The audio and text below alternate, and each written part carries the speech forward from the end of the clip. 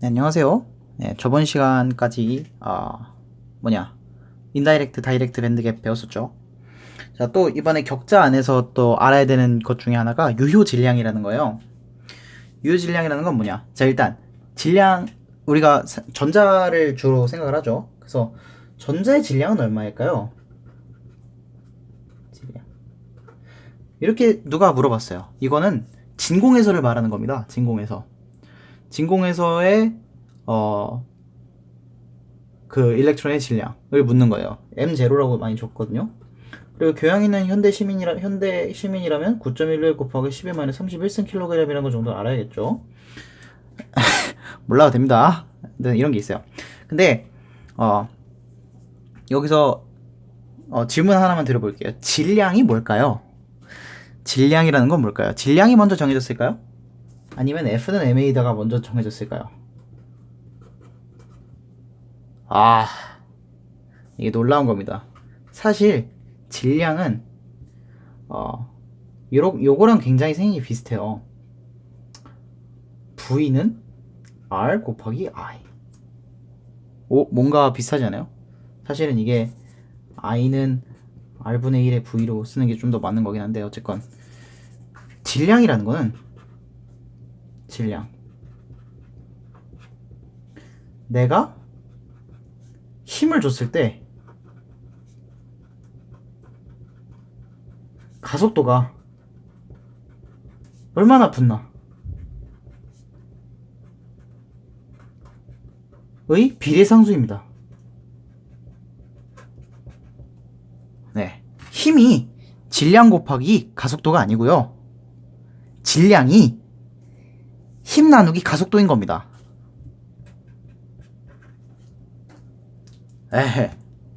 어, 상당히 신선하죠? 그러니까 내가 힘을 조금 줬는데 가속도가 확 붙었어요. 가볍다는 뜻이에요. 내가 힘을 많이 줬는데도 가속도가 잘 안 붙어요. 그러면 무겁다는 뜻입니다. 그게 질량입니다. 자, 근데 자유전자는 내가 포텐셜 딱 걸어주는 순간 확 증가하잖아요. 그러니까 사실 굉장히 가볍거든요. 근데 얘가 격자 안으로 들어가면, 네?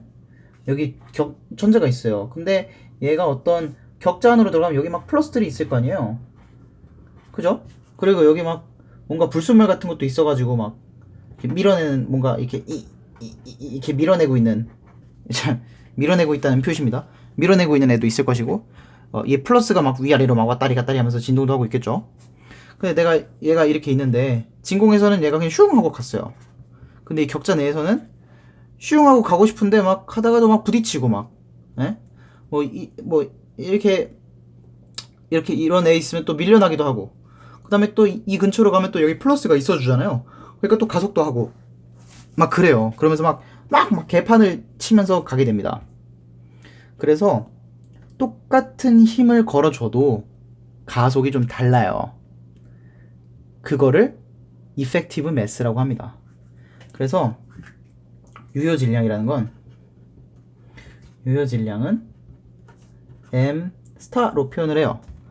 만약에 일렉트론의 유효 질량이다, 그럼 여기다 n. 그다음에 홀의 유효 질량이다, 그럼 p. 이렇게 적고, 그거를 이제 유효 질량이라고 표현을 해요. 유효 질량의 식은 증명할 수 있습니다.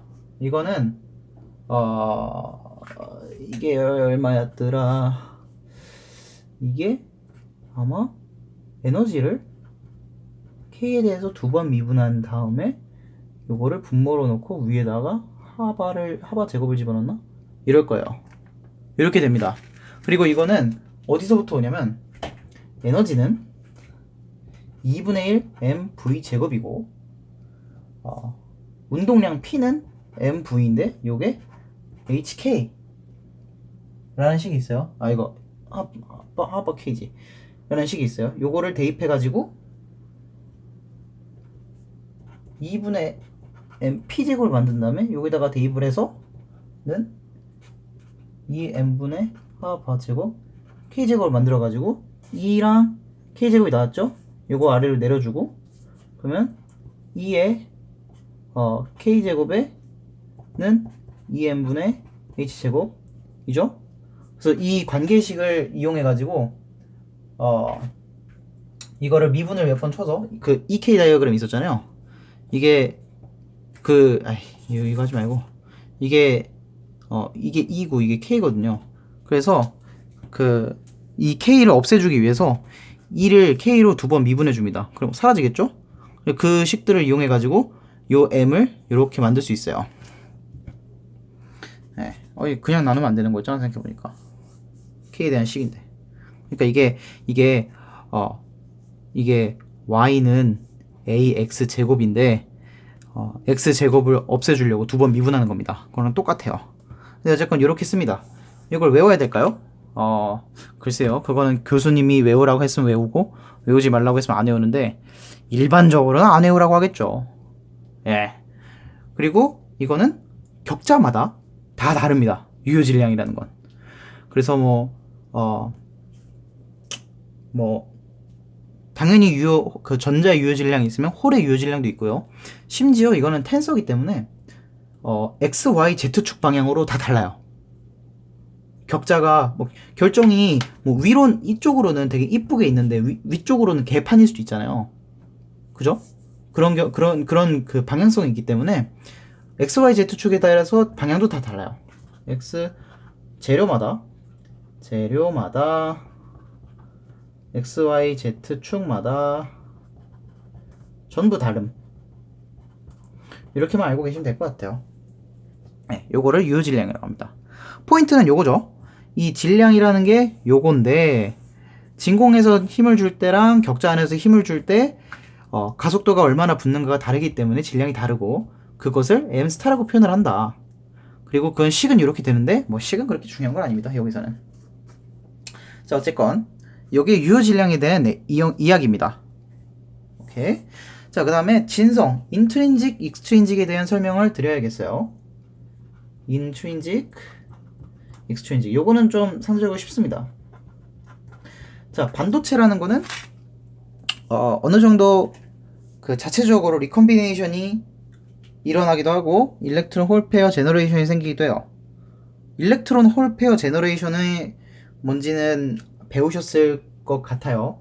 혹시 모르니까 이렇게 그 밴드가 있다고 쳐요. 여기가 아래쪽, 그거를 밸런스 밴드라고 하고요. 여기를 컨덕션 밴드라고 해요. 그래서 여기는 차 있죠. 반도체니까. 자, 그럼 여기는 전자가 있어요. 그리고 여 위는 지금 빈 공간이죠. 얘가 에너지를 받아가지고 뻑 올라갔어요. 그럼 여기는 빈 공간이 하나 생기고 여기 전자가 하나 생겼죠. 그죠? 얘를 프리 일렉트론이라고 부르고 얘를 홀이라고 부릅니다. 홀. 전자가 있던 구멍이라고 해서 홀. 그래서 프리 일렉트론은 여기서 이펙티브 매스를 갖게 되고, 이 홀이라는 애도 이펙티브 매스를 갖게 돼요. 주로 일렉트론이 더 빠릅니다. 왜? 여기는 아무것도 없죠? 그래서 슝 가면 돼요. 얘는 이게 다 차 있는 거예요, 사실. 그래서 여기 있는 애가 이쪽으로 감으로써, 그러니까 좀 확대해서 그리면 여기 있던 애가 이쪽으로 감으로써 이 밖에 있는 이 홀이 이쪽으로 넘어가는 식입니다. 이렇게 생각하시면 편해요. 공기 중에서 물방울을 떨어뜨려요. 슉. 이 속도랑 물 속에서 공기방울이 올라가요. 이렇게 뽀글뽀글. 뭐가 더 빠릅니까? 얘가 더 빠르죠? 이게 똑같습니다. 얘가 일렉트론이고 얘가 홀이에요. 심지어 에너지 밴드에서 일렉트론은 아래로 내려가려고 그러고 홀은 위로 올라가려고 하는 것도 똑같습니다. 요거 아주 좋아요. 요걸로 공부하시면 안 돼. 요걸로 공부하시면 될 것 같아요. 어쨌건 자, 근데 반도체라는 거는 이제 밴드갭이 있는데, 이제 열 에너지를 받으면 이게 올라간단 말이죠. 이렇게 몇 개나 올라갈까요? 이거는 온도에 따라 다르겠죠? 예를 들어서 실리콘 같은 경우에는 상온에서 300도, 300켈빈에서, 그러니까 27. 몇 도쯤 되겠죠? SI의 경우 상온에서 300K에서 몇 개나 생길까요? 1.5 곱하기 10의 10승 정도 생깁니다. 네. 이게 1.1 일렉트로볼트고요. 이게 많은 걸까요? 적은 걸까요? 진짜 전락에 적은 겁니다. 엄청나게 적은 거예요. 실리콘 그 격자 하나다. 이게 퍼 세제곱 센티미터거든요. 근데 실리콘 원자가 세제곱 센티미터 안에 몇 개나 있을까요? 무려 대충 5 곱하기 10에 22승계 있습니다. 그러니까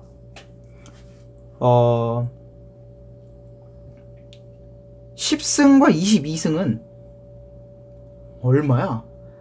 1, 10, 100, 1000만, 10만, 100만, 1000만, 억. 하나, 둘, 셋, 넷, 다 이거다. 100억, 1000억, 1조. 하나, 둘, 셋, 넷. 하나, 둘, 셋, 넷. 하나, 둘, 셋, 넷. 그러니까 공이 12개니까 1조 개 중에 하나가 올라가는 거예요. 지구상에 70억 명 있는데 그 중에 한 명도 자체적으로는 올라가지 못하는 겁니다. 자, 어마무지하게 적은 거라고 보시면 돼요. 근데 어쨌건 있습니다. 그래서 요 숫자를 앞으로 정말 많이 쓰게 될 거예요. 1.5 곱하기 10의 10승계. 이걸 외우십시오. 이거는 외우셔야 됩니다. 인트린직에서 자체적으로 300K에서 올라가는 일렉트론의 개수예요. 1.5 곱하기 10의 10승계. 자, 어쨌건 이 전기의 흐름, 이 전류가 흐른다는 거는 전하를 띈 입자가 이동한다는 거고, 얘는 전하를 띈 입자죠? 얘도 전하를 띈 입자죠? 그러니까 얘네들이 있어요. 그리고 얘네들이 슉슉 이동을 할 겁니다. 그러니까 얘는 전류가 흐르죠. 그러니까 반도체입니다. 좀 애매하게 흐르긴 하지만 흘러요. 그래서 이렇게 이 안에 아무것도 없이 순수한 이 실리콘 같은 애로 다른 애 없이 그냥 순수한 물질 하나만으로 반도체를 이루는 경우 이걸 진성 반도체라고 해요. 갈륨 아세나이드도 똑같아요. 얘도 진성 반도체입니다. 나말라는 이거 지금 다른 애 있잖아요. 그게 아니라 얘는 이렇게 통째로 하나가 묶여서 그냥 하나의 원소로 봅니다. 그냥. 그래서 어쨌건 이렇게 되어 있는 거를 인트린직 혹은 진성 반도체라고 해요. 이거는 익스트린직이 뭔지를 들으면 좀 더 쉬울 겁니다. 익스트린직은 뭐냐면 실리콘이 있어요. 실리콘이 SI가 이렇게 있고 SI가 팔이 지금 4개죠. SI들은 팔이 4개가 있어요. 그죠? 요게 지금 진성 반도체의 상태인데 여기 예를 들어서 뭐가 좋을까? 여기 포스포러스가 있다고 쳐봐요. P. 그럼 얘는 팔이 4개가 아니라 5개죠.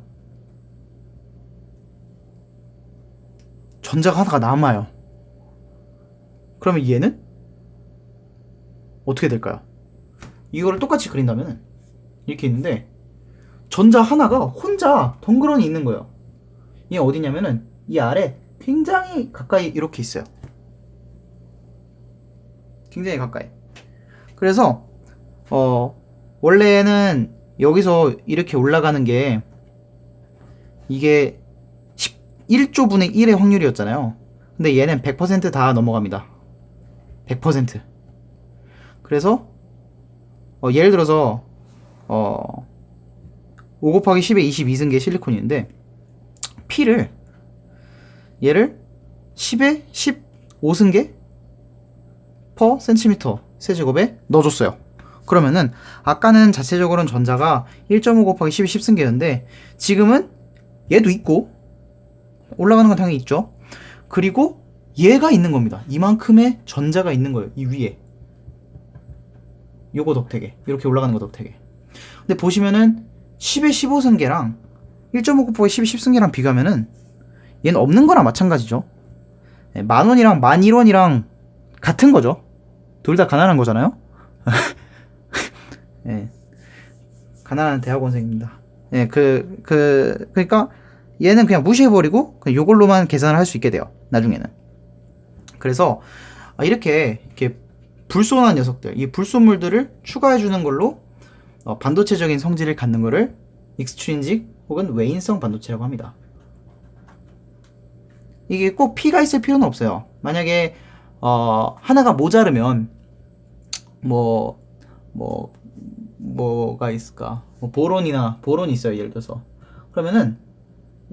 여기 SI가 있는데 여기에 보론이 있으면 팔은 여기도 만들어지는데 얘는 실리콘이 여기밖에 없죠. 얘는 어떻게 보면 홀로 존재하는 거예요. 홀. 그리고 얘는 홀이 여기 있는 거예요. 그래서 전자가 여기를 딱 올라가면 바로 여기는 홀이 쉽게 만들어지는 거죠. 그래서 홀이 많이 만들어지는 거예요. 딱 보시면 주기율표로 보면은 여기에 뭐 탄소, 실리콘, 저마늄 이렇게 있고 저마늄 이렇게 있고 여기가 14족이죠. 그죠? 요쪽에 있는 애들을 추가해주면은 전자가 많은 거니까 전자가 많죠? 얘를 도너라고 부릅니다. 도너. 이거 OR인가요? ER인가요? OR이군요. 전자를 주는 애이기 때문에. 그죠? 반면에 이쪽에 있는 애들은 전자가 없는 애죠. 전자가 모자름. 그거를 전공이 많음이라고 하게 돼요. 얘 홀을 전공이라고도 하거든요.